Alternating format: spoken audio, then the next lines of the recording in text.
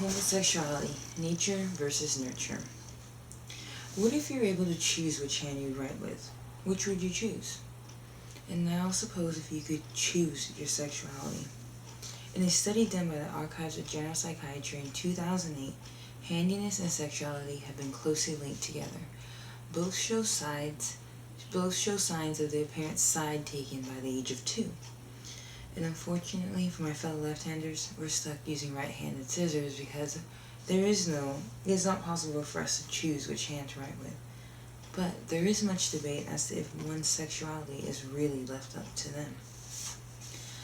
The option of being hetero, homo, or bisexual can affect one's life. Hot issues like Proposition 8 create problems within the homosexual community and legal issues.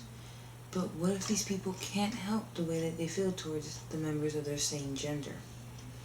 Though issues of marriage between homosexuals are very controversial, the bigger issue of when homosexuality originates is under much debate.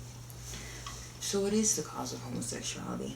Is it the mixing of the genes, or do differences in the developmental processes affect one's sexuality?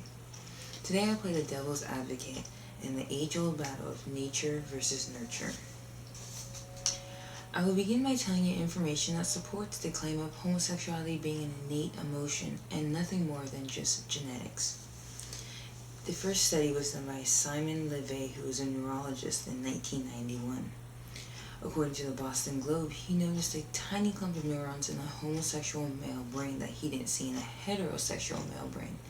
And with further study, he was able to see that the homosexual male brain looks more like a female brain and vice versa. And here I have a chart which shows in the male brains and the female brains. A second study was done by Dean Hammer just 2 years later. In his book, The Science of Desire, he explains the marker that he found called the XQ28 marker that attaches to the X chromosome. He did a test of 114 different families, each family having to meet certain standards, which were they had to have 2 homosexual brothers or sisters and then 1 heterosexual brother or sister. He found that the XQ28 marker was found in the maternal uncles and cousins, which made these people more inclined to be homosexual. But this information only pertains to men. And to better support this idea of nature being the sole cause of being homosexual, BBC aired in 2007 a documentary called The Boy Who Turned Into a Girl. This documentary followed a mother by the name of Jeanette Reamer, who had a tough decision of having 2 baby boys and being forced to raise one as a girl due to circumcision problems at birth.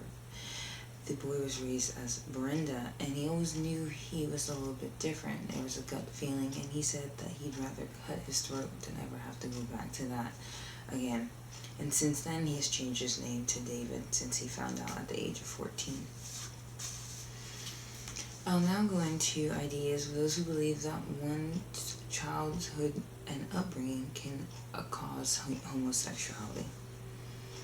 A famous psychologist by the name of Sigmund Freud came up with 5 psychosexual stages.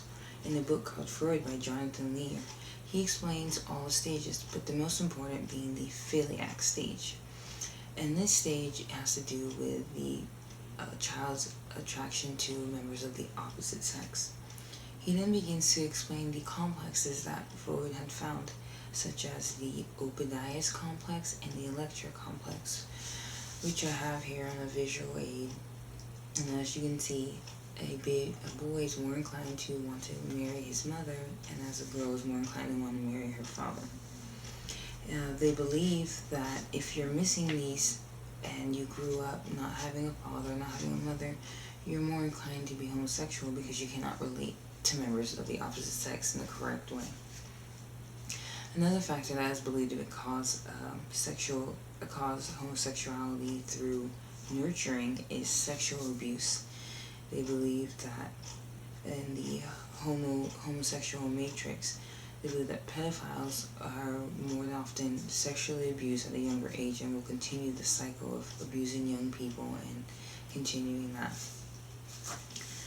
And the idea of nurturing is very true to some people, especially people who go by ex-gays.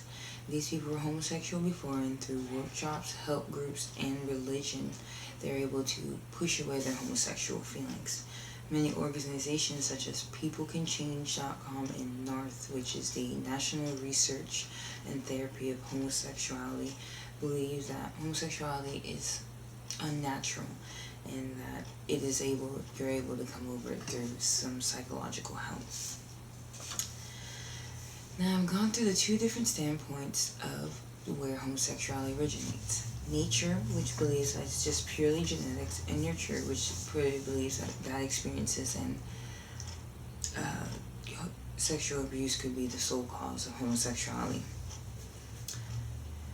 And this controversial topic as homosexuality is, the origins of it cause more controversy. And as a psychologist, Donald Ebb said from the Homosexual Matrix, he says that is it nature or nurture contributes more to personality? Which contributes more to the area of a rectangle, its length or its width?